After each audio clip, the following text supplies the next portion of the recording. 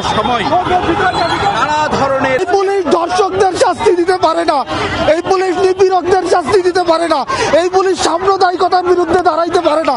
এই পুলিশ দাঁড়ায় যখন এই দেশের জনমানুষ ন্যায্যতার পক্ষে আন্দোলন করে, তখন গলা টিপে ধরতে এই পুলিশ দাঁড়ায়। এই পুলিশ রাষ্ট্রের পাহারাদার, এই পুলিশ ধর্ষকের পাহারাদার। আপনাদের তো শান্তিপূর্ণ কর্মসূচি ছিল, স্মারকলিপি জমা দিবেন, আপনাদের উপরে লাঠিচার্জ কেন করলো?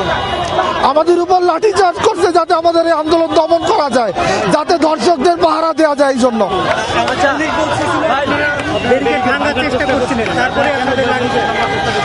আমরা ব্যারিকেড ভাঙার চেষ্টা করেছিলাম, কিন্তু আমরা কোনো ধরনের কোনো উস্কানি দেয় নাই।